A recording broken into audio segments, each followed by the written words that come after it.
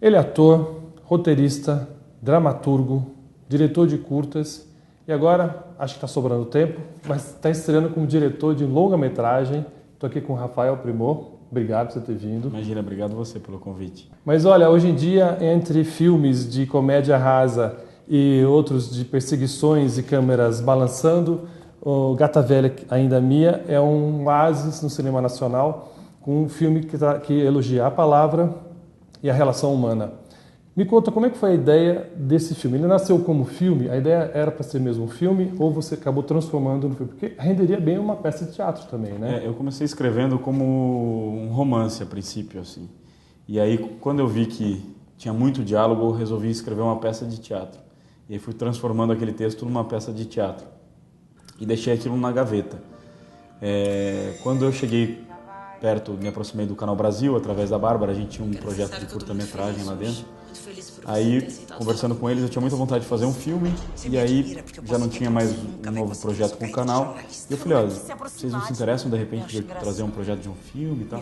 Ah, vamos ver. Eu levei esse texto, adaptei para um roteiro, levei, eles adoraram a ideia e a coisa acabou acontecendo meio que sozinha, assim, foi um processo até que para cinema razoavelmente rápido.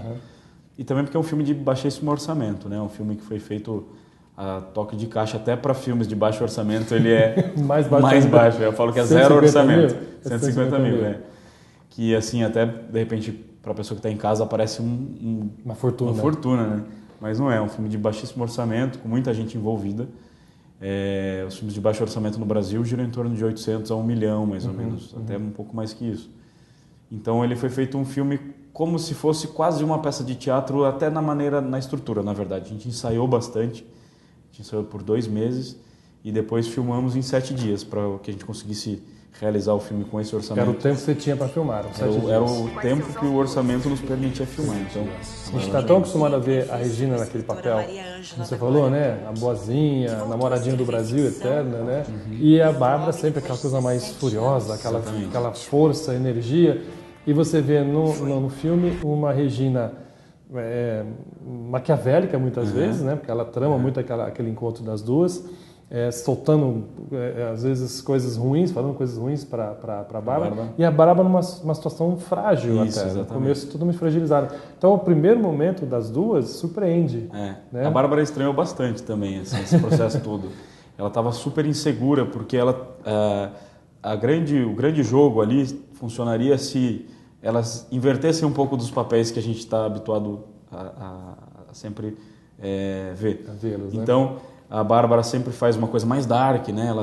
Uma coisa mais intensa sempre, e a Regina é uma coisa mais solar. A Regina é muito leve, assim, até conversando, ela é super jovem. E a Bárbara, né? Ela tem essa tendência a ir para um lado mais dark, ela gosta de visitar esse lugar. Então, a brincadeira é que os personagens eles são completamente invertidos. Exato. Assim. A Bárbara é uma jornalista leve, bonita, jovem, que está chegando para entrevistar sem um peso muito grande. E a Regina é uma escritora, faz uma escritora amarga ali, que está há um tempo sem escrever e tem um rancor ali com uma situação com o marido e tal.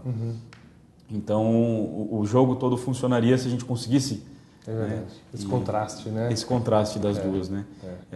E a Bárbara se estranhou também, vendo muito. Depois ela via e falava, isso tá bom? Isso não tá bom, não tô bem. Eu falava, tá ótimo, Bárbara, tá legal, tá bacana, é um outro lugar. É isso que eu quero. Não, mas não tá bom, não tem que ter mais isso, tem mais aquilo. Não, tá bom, vai assim, acredito.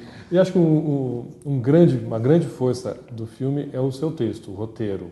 Porque basicamente não há muita ação, quase nenhuma ação, é só as duas mulheres praticamente conversando ali.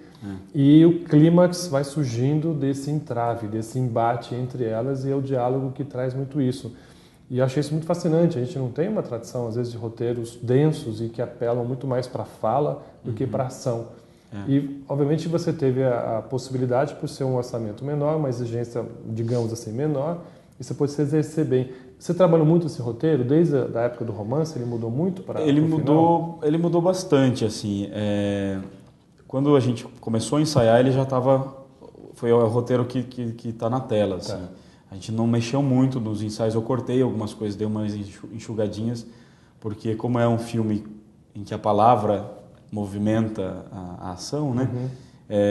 a minha grande preocupação era de que o tempo todo surpreender o espectador para que ele ficasse preso e atento ao filme, né? Para não, porque a gente está acostumado com filmes que são mais clipados. Totalmente. Então, o meu grande medo era não prender o olhar do espectador e cansar o espectador mesmo, né? Eu tenho uma preocupação no meu trabalho como um todo. Eu penso bastante também em quem recebe, né? Eu não faço um filme para mim, para os meus amigos, enfim. Então, eu acho que a gente tem que... O cinema brasileiro agora está mais assim, né? Ele está mais atento ao espectador, para a gente não assustar o... E eu gosto muito de ver filmes em que a palavra é o centro da questão, em que o trabalho dos atores e os personagens como um todo carregam a história, né? Eu gosto muito de ver filmes assim, eu sempre gostei. E senti a falta de ver filmes assim também no Brasil. Então, quando eu tive a possibilidade de fazer o meu primeiro filme, eu tive muita vontade de fazer o filme que eu gostaria de assistir, né?